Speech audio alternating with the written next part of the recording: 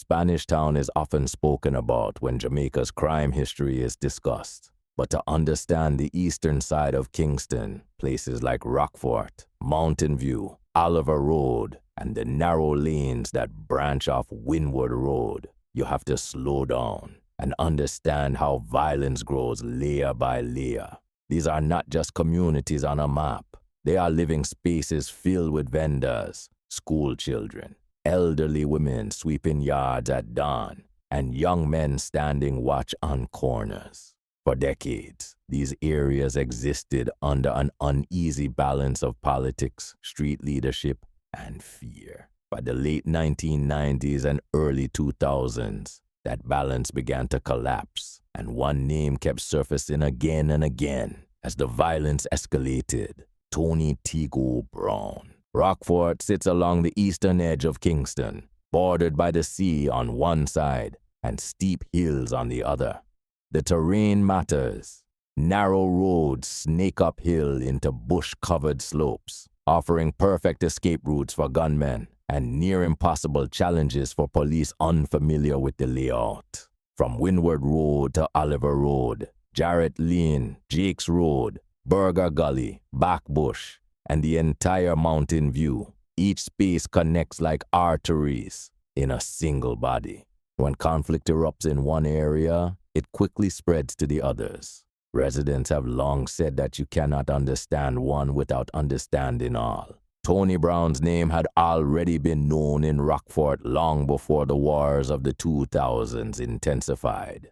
Older residents remembered him as a man who came up during the politically violent decades of the 1980s, a time when community strongmen were both feared and relied upon. According to police records and long-standing reports, Brown had been on the most wanted list for much of that era. At one point, he reportedly fled the island, allegedly to Cuba, before eventually turning himself in years later. Charges were dropped due to lack of evidence, but the reputation followed him home. In communities like Rockfort, reputation often carries more weight than court outcomes. By the early 2000s, Eastern Kingston was changing. Construction projects came and went. Temporary work at places like the Rockfort bus terminal provided income for a time, then ended. When the work dried up, idle hands returned to the streets. Political influence still lingered, but younger, more aggressive factions were rising. Rivalries hardened along street lines. Jarrett Lane against Oliver Road, Jake's Road against gully sections. Each conflict fed the next. According to community accounts and media reports, tensions exploded after a series of robberies and shootings in late September of one particularly violent year. Residents reported that gunmen from an area known as Gully crossed into Oliver Road, sometimes referred to as Jesse City, where a shop was allegedly robbed. Shortly after, 7 people were shot in separate incidents. Fear spread quickly. Shops closed early. Parents stopped sending children out after dark. Women began sleeping on floors away from windows, listening to gunfire echo off concrete walls. By Monday afternoon of that same flare-up, one man had been shot and killed in what police described as a reprisal attack. That night, rival factions exchanged gunfire for nearly half an hour. People described the sound as continuous, like fireworks that never ended. When the shooting stopped, another man was found shot. For residents, it was clear this was no longer isolated violence. This was war. Tony Brown's name surfaced again during this period. Police detained him along with about 20 others during a mid-morning raid in Rockfort. The reaction from the community was immediate and emotional. Scores of residents, mainly women, formed a human chain across Windward Road near Lucas Road, blocking traffic. They chanted, "Free Tego Brown," insisting he was not responsible for the violence. Some claimed the police were being selective, targeting certain leaders while ignoring others. The protest drew the attention of political figures. The Member of Parliament for East Kingston and the local councillor came to the scene, urging calm and attempting to mediate between factions. Heavily armed police and soldiers, led by senior officers, stood nearby, rifles visible, scanning rooftops and alleyways. The tension was thick. One wrong move could have triggered another shooting. While residents protested Brown's detention, police reports stated that at least 2 people had been killed and 6 others hospitalized with gunshot wounds since the violence began. For law enforcement, the issue was clear. Weapons were flowing, gangs were mobilizing, and the terrain made containment extremely difficult. As the conflicts continued, Eastern Kingston became the stage for what many residents described as some of the worst fighting they had ever seen. According to multiple community sources, wars broke out involving Jarrett Lane, Jakes Road, Oliver Road, Glass Pole Avenue, Burger Gully, and other sections of Mountain View.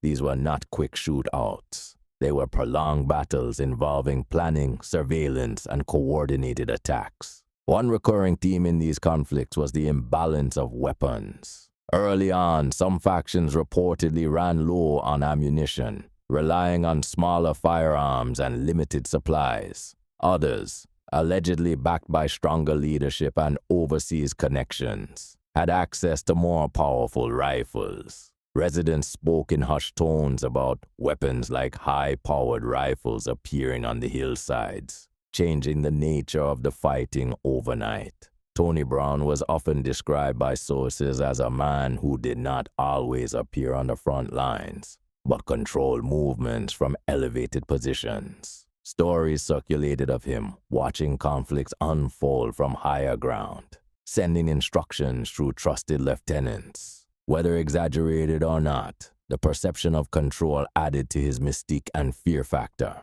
Police operations increased as the violence escalated. In one major joint police-military operation in Mountain View, security forces seized several hundred rounds of M16 ammunition. 33 people were taken into custody, including a woman.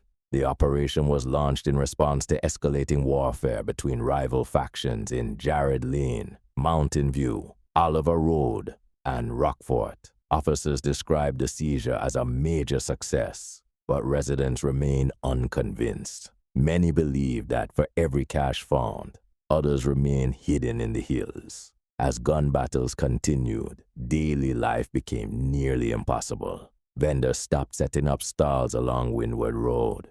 Minibus drivers avoided certain routes. Children stayed home from school, and those who did attend were often sent home early at the sound of gunfire. Women gathered in small groups, whispering updates, sharing rumors, and praying for calm. The violence soon took another devastating turn. Arson. Gunmen began targeting homes, not just rivals. In one chilling stretch of days, 8 houses were firebombed in Rockfort. One of the most heartbreaking incidents occurred on Barnes Road at a 7-bedroom house on Rushton Road. Gunmen reportedly used the hilly terrain to sneak down and throw a firebomb over a back fence. The house belonged to a 44-year-old mother of 2 who had left just 45 minutes earlier to pay utility bills downtown. She returned to find everything gone: clothing, furniture, goods she had bought to sell for Christmas, all reduced to ashes. Women stood nearby, crying openly, shouting that they could not take it anymore. One young mother pointed to her son in his school uniform and whispered that all she wanted was to move away. These moments captured the true cost of the conflict, not just in lives lost, but in futures destroyed. Police commissioner at the time confirmed discussions with the Jamaica Defense Force to implement new strategies. More soldiers were deployed. Checkpoints increased, yet gunmen continued to move through back routes, disappearing into bush and alleys seconds after attacks. Amid this chaos, Tony Brown remained a central figure in both police narratives and street discussions. Some residents insisted he was a stabilizing force, someone who had previously helped calm disputes. Others alleged he was deeply involved in coordinating violence, using his influence to protect territory and allies. The truth, as with many such figures, likely sat somewhere between myth, rumor, and documented fact. Reports continue to surface of clashes involving Oliver Road and Burger Gully, with gunmen allegedly walking long distances through communities, firing shots, then retreating to drink and celebrate as if nothing had happened. Such stories, whether exaggerated or not, reinforce the sense that normal rules no longer applied. Security forces launched repeated operations, often entering communities at dawn. Soldiers moved uphill cautiously, aware that gunmen had the advantage of elevation and familiarity. In several encounters, according to accounts, gunmen melted into the bush, leaving police firing into empty terrain. Residents described clouds of dust, the smell of gunpowder, and long hours of tension before troops eventually withdrew. Throughout these events, Tony Brown's health reportedly began to decline. While violence raged around him, stories circulated that he was battling serious illness, including diabetes and cancer. Some claimed he was spending time in Brighton. Others said he was still directing affairs despite his condition. Even as his physical strength faded, his name retained power. Eventually, Tony Brown's story did not end in a dramatic police shootout on a hillside, but in illness. After decades of violence, influence, detention, protest, and war, he reportedly died from complications related to his health. For some in Rockfort, his death marked the end of an era. For others, it changed little. The structures he operated within remained, and younger men were ready to step into the vacuum. In the aftermath, Eastern Kingston continued to struggle. Houses were rebuilt slowly. Some families never returned.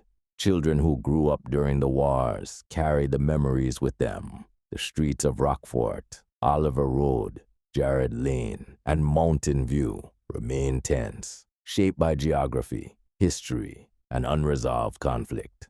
Tony Tego Brown's life and death became another chapter in Jamaica's long story of garrison politics, street power, and the heavy price paid by ordinary people. His name still sparks debate.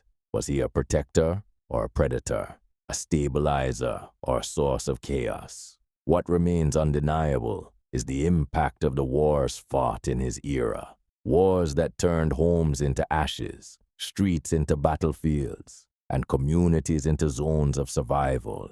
In the end, the story of Tony Brown is not just about one man. It is about a system that allowed violence to grow unchecked, about hills that hid gunmen and roads that carried fear, and about women and children who learned to live with the sound of gunfire as background noise. His story ends in death, but the consequences of that era continue to echo through Eastern Kingston to this day.